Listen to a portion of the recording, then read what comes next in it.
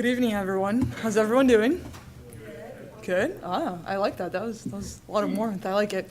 Would it be okay if we dimmed one of the lights? That's perfect. Thank you. So as Valdo was saying, we're going to be talking about reincarnation tonight. And in the previous talks, for those of you that were here, we covered, a lot of topics that are the basics, right, the core of Spiritism. And reincarnation is no different. So for those of you that have been coming to the Spiritist Center, whether this one or another one, or any bit familiar with the Spiritist doctrine, you're pretty familiar with reincarnation. If not, maybe you're coming because a loved one invited you and you have no idea what you signed up for. Well, welcome. So what we're going to be covering within the next 30 minutes or so, because I wish that we had hours to cover the topic of reincarnation because there is so much to it, but we're going to be covering the very high-level overview of reincarnation, and it is a very informal talk, so if there are questions or comments, feel free to kind of chime in. This is, very casual. So some of the things that we're going to be covering will be what is reincarnation, the logic behind it, the divine justice and how it ties with reincarnation, as well as the philosophy and science, because with everything in Spiritism, right, it's not just a blind faith, something that we're just told to believe and we're going to believe it because somebody told me I should, right? There's the logic behind it. There's the fact that it ties with science and so forth. And then last but not least, we're going to talk about how does it affect our lives directly, right? Because all of this would have no meaning if I couldn't apply it to my current life. So to start off, we want to start by talking about the difference between reincarnation and resurrection, right? Because I think oftentimes people might think that it's the exact same thing, but certain religions call it one thing and we call it something different. So I think it's important that we highlight maybe some of the similarities, but also what makes it different. So resurrection supposes the return to life of the body that died, which science has demonstrated to be materially impossible, especially when the elements of that body were dispersed and absorbed long ago. So I'm an eternal spirit currently living in this body. What resurrection is basically saying is that if my body were to die today and my spirit were to come back, it would inhabit the same exact body. And we know obviously through science that that's not possible because once my spirit leaves the material body, right, it doesn't have there's no way that my spirit can act upon that matter. And once my body starts to decay, decompose, there's no way that life can go ahead and inhabit that same exact body.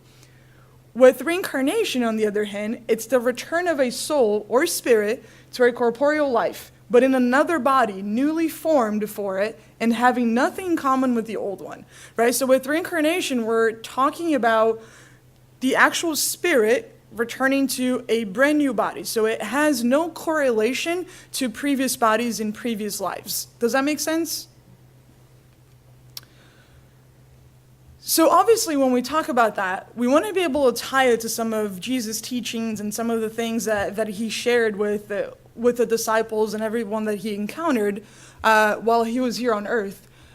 So in the Spiritist book, and you can find it in the Bible as well, of course, there's a section that talks about what Jesus said that was, no one can see the kingdom of God unless he's born again. And what he said was, if a man is not born again of water and the Spirit, he cannot enter the kingdom of God. Whatever is born from flesh is flesh, and whatever is born from the Spirit is spirit. Do not be surprised that I have to say to you that it is necessary for you to be born again.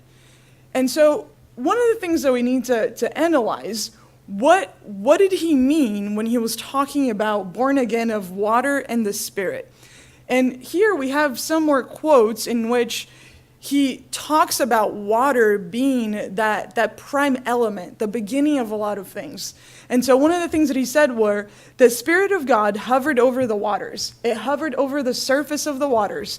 Let there be a firmament in the midst of the waters. Let the waters that are under the heavens be gathered together into one place, and let the dry element appear. Let the waters produce living animals that swim in the water, and birds that fly above the earth and under the firmament. So the reason why I want to point this out is because even here, what exactly did he mean when he said, let the water produce living animals? Back then, with the knowledge that people had, right, we have to remember that Jesus spoke in a language that the people at that time could understand. And at that time, when they looked at water, they looked at it as being this prime element, an element that several things depended on. And so in this case, the water is the symbol of the material nature, just like the spirit is the symbol of the prime intelligence. And so in this case, when we're talking about the water, we're really talking about the body. So if we were to translate that, it would be, if a man is not born again of the body and the spirit. So in question 132, Allan Kardec asked the spirits, he said, what is the purpose of the incarnation of spirits? So we're not even talking about reincarnation, right? We're not even saying, is there a reincarnation? We're simply talking about what is the purpose of us being here? So even if we thought that there was only one life, what would be the purpose of that one life?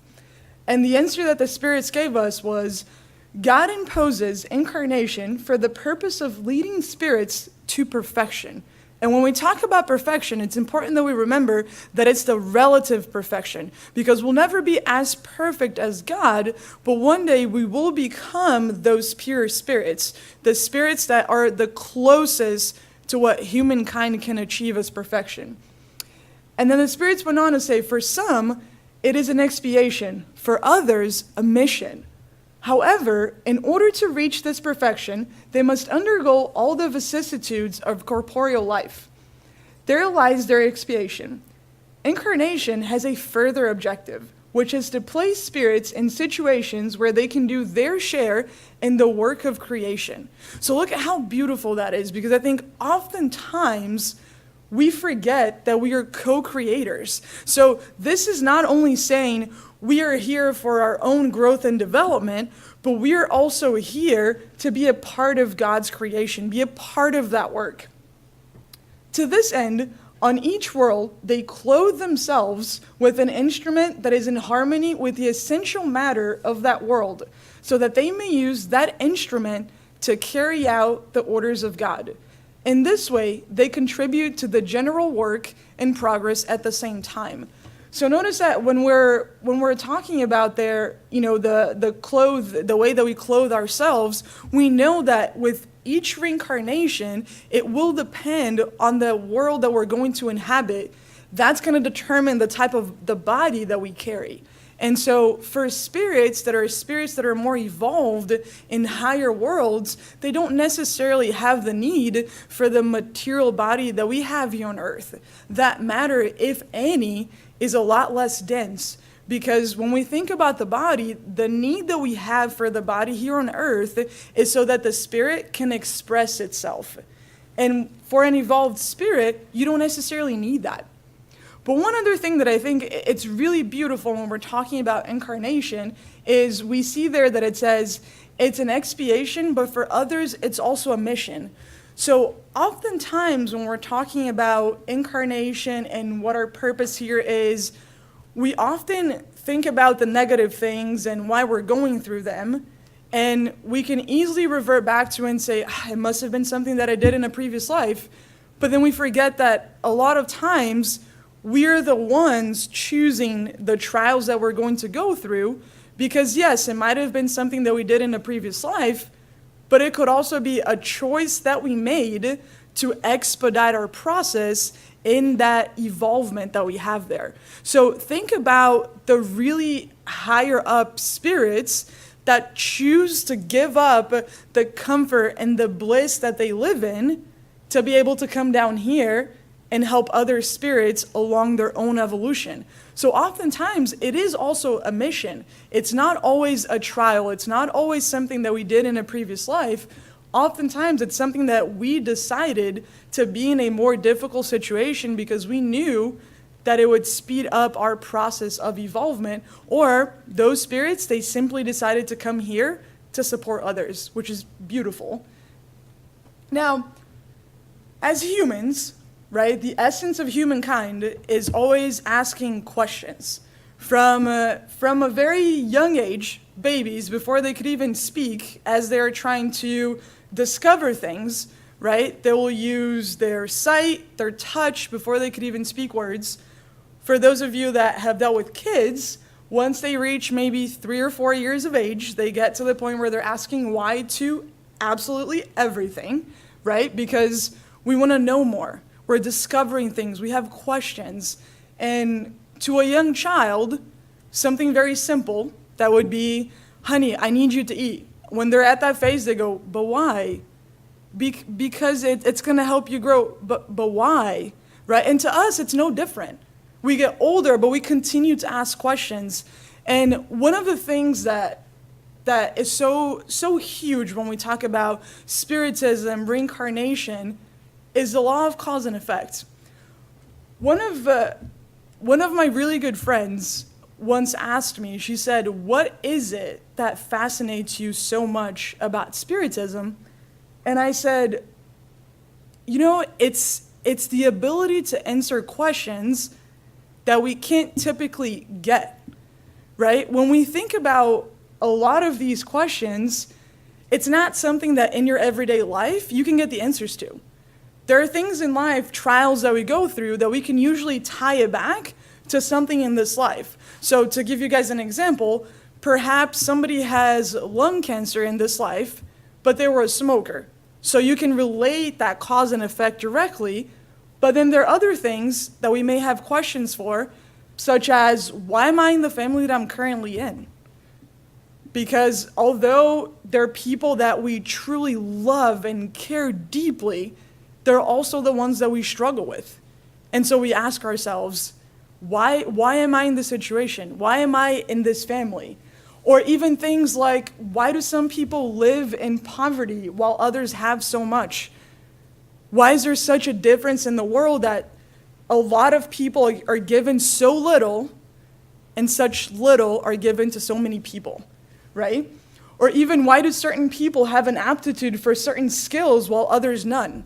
How are people born with very specific skills? When you see little kids, 3, 4 years old, with the ability to play piano better than anybody who has practiced it for years. And when we think about these things, there's not an answer that we can typically get, aside from when we talk about reincarnation and the logic of spiritism, or even what about illnesses in early lives? Because if we're talking about things that we're going through because, we experienced it in a previous life or we did something, well, then how do we explain children? If it were not for reincarnation and the fact that we had a previous life, how could we explain young children, sometimes even babies, that were born and passed away within a week or so? What did they do? And even, how can identical twins, beings made from the same exact genetic material, being raised in the same home, in the same culture, with the same exact values, how can they be so different? And these are the questions that only make sense, right? We can only gather the answers once we talk a little bit more as to why reincarnation makes sense, because there's a logic behind it, that there's something that we can tie it back to that makes sense, and we're not simply just saying, I don't have an answer for it, so I'm told to believe this. And so when speaking around the logic, right, question 167, Kardec asked, what is the purpose of reincarnation? So notice this is very different than the first question, right? The first question only talked about, if there is one life, why are we here? But what this question is asking us is, why do we come back? Why do we come back and have multiple lives? And the answer that we get is expiation and humankind's progressive improvement. Without reincarnation, how could there be justice?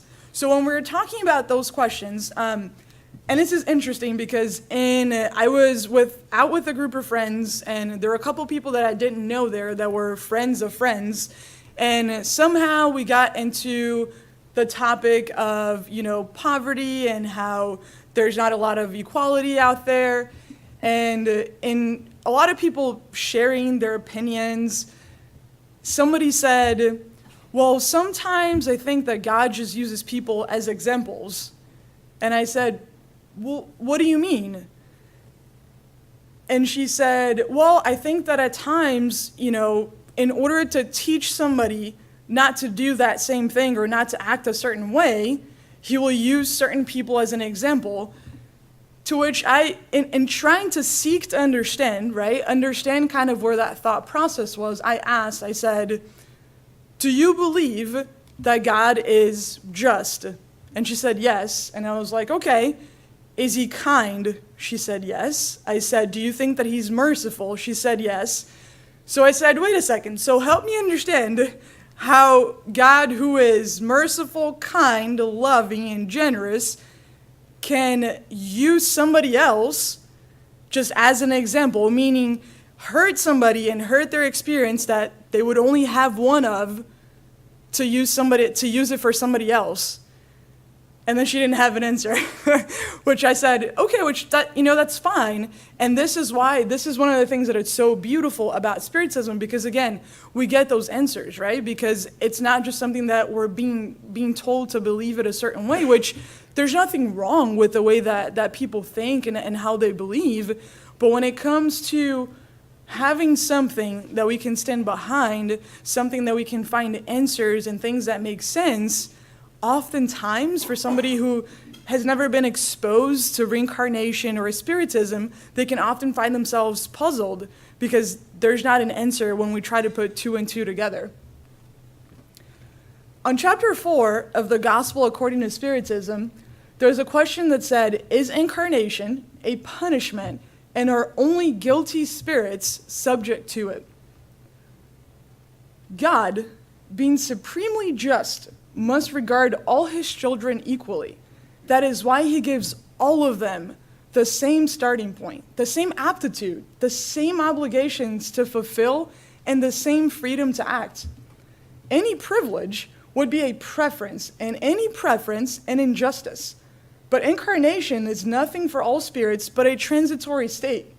It is a task that God imposes on them upon their entry into life as the first test of the use they will make of their free will. And one of the things, there are multiple things that I find beautiful here, right? Because first off, knowing that we were all created equal, but given the same aptitude, the same resources to be able to succeed and evolve. And so then we ask a question of, well, if that's the case, then what determines the position that everybody's currently in and what we go through? And the answer is right at the very end, the free will. We choose.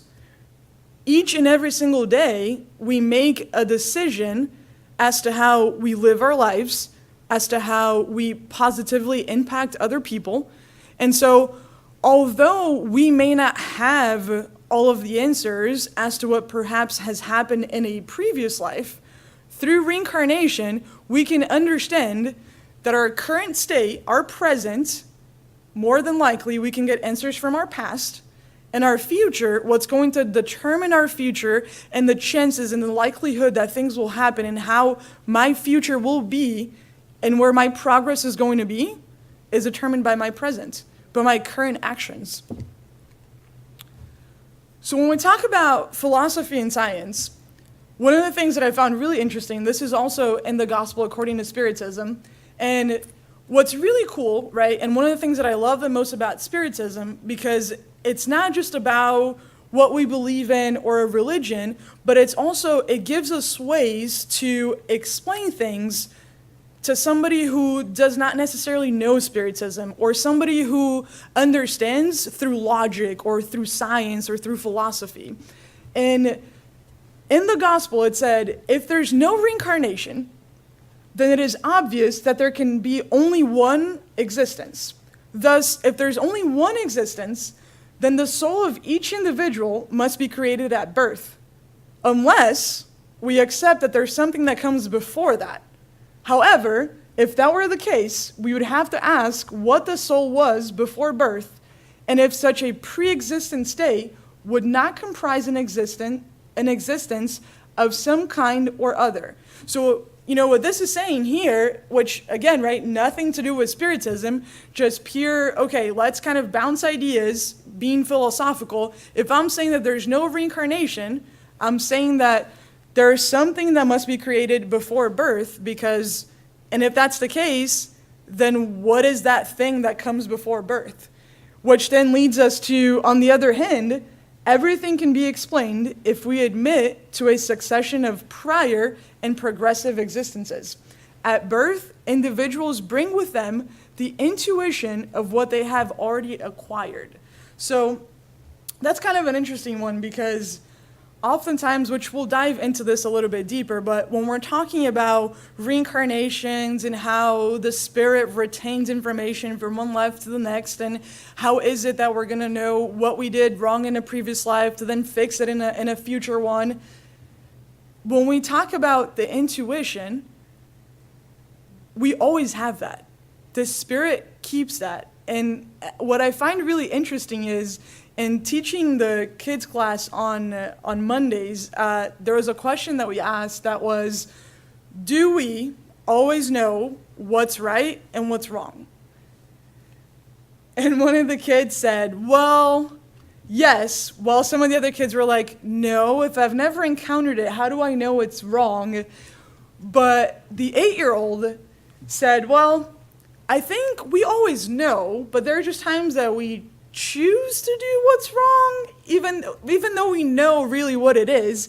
And when we talk about our intuition, right, if we ask ourselves, do we truly know what's right and what's wrong? We do know, right? It's in our intuition. It's in our conscience, because the spirit knows. So again, every day we can make that decision.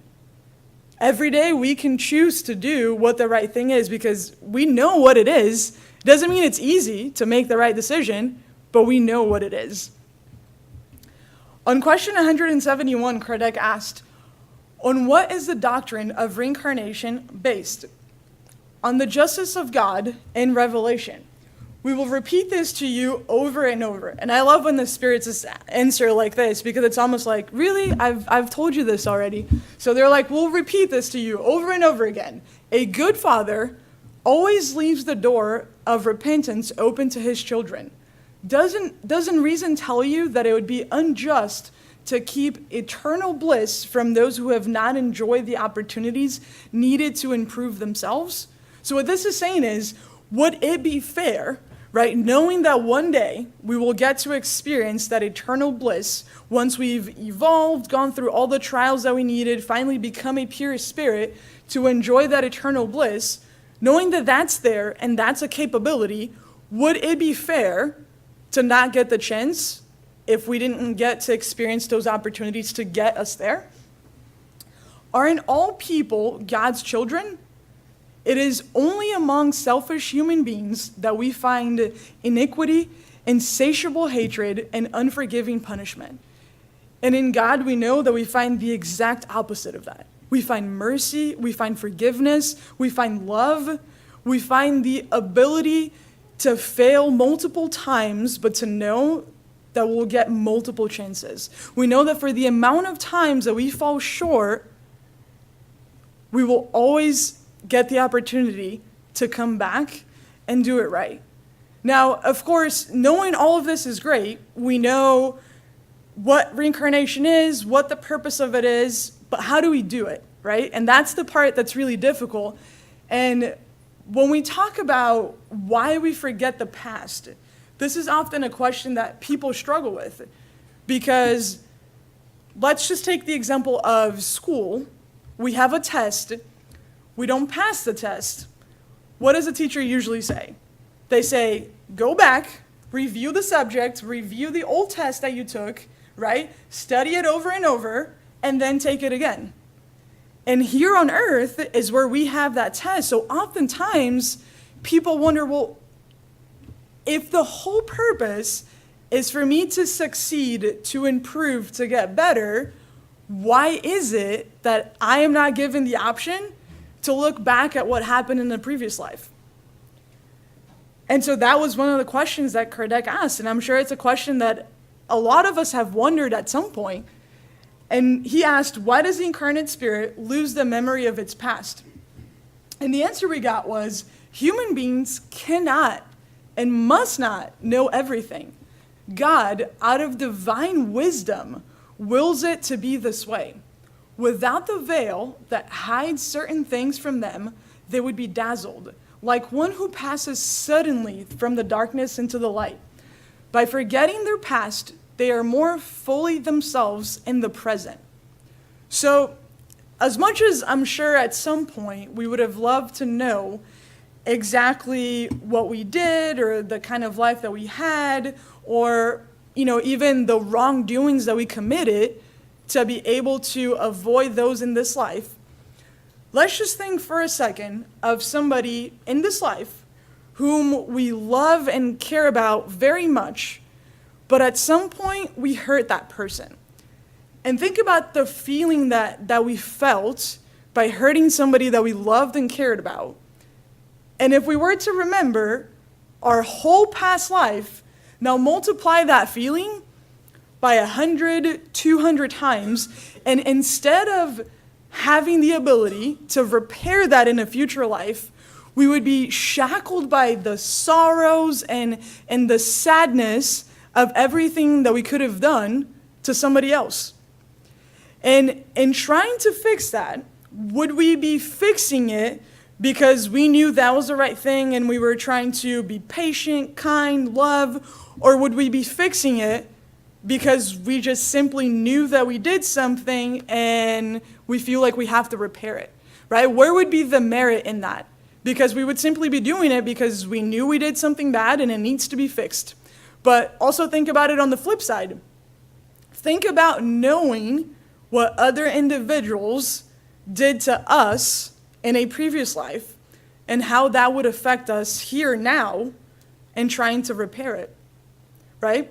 Would we be susceptible to that relationship knowing that it was perhaps someone who hurt a family member, hurt somebody that we cared deeply about? Or would we, think about what that person did and potentially not want anything to do with that person, right? It'd be a lot harder. And so although oftentimes we wish we knew, thankfully we have God's wisdom who knows that it would more than likely be something that would get in our way instead of actually helping us. But of course, we do know that there are certain spirits that do get the opportunity to remember what they experienced in a previous life. But it's not something, and the spirits are very clear on this, it's not something where they're given that information just out of curiosity. There's a very specific purpose, and the higher spirits are the ones that determine whether that person will get the opportunity to know what happened in a previous life. And the purpose for that would only be to help them in this life. It would never be something where it would be revealed to them as a means of hurting them in this particular life.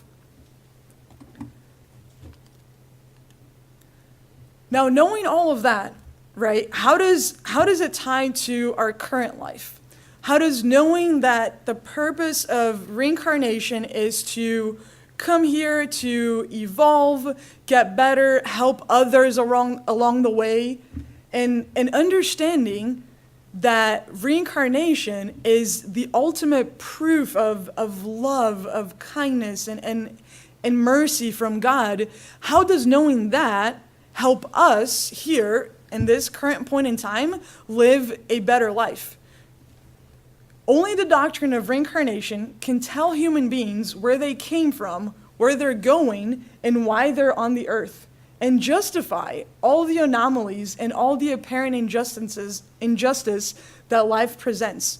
So knowing all of this gives us a comfort, a peace, and an enriching feeling that everything that we're going through right now, the only purpose of it is to help us get better. And if there's something that we're currently going through that we're not happy with, if we're not happy with the current state that we're in, we know that we were given the aptitude and the resources to experience something better in a future life. So although we can't go back and fix everything that we did in a previous life to stop where we're at right now, we have this life to still repair it. We will go through those trials and those expiations as a means of repairing what happened in the past, but also as a means of evolving and a means of creating an even better future for ourselves and those that are around us. So it's important that we remember that there will be times in which we're going through something very difficult, or we may not understand why we're going through it, or we think that, if it were to happen, it would happen to me. But knowing this, we know that at some point, we will find that peace, we will find that comfort, because we know that everything that happens in a way to be able to help us grow, to get better, to evolve, and ultimately help all of those along the way so that one day we will achieve that extreme and the happiness, the bliss that God intends for each and every one of his children. But it starts with us. We have that choice every day. So each day that we wake up, we have the ability of choosing a little bit of what our future will be like. Because the greatest gift that we received was a gift of free will. Thank you. Have a good night.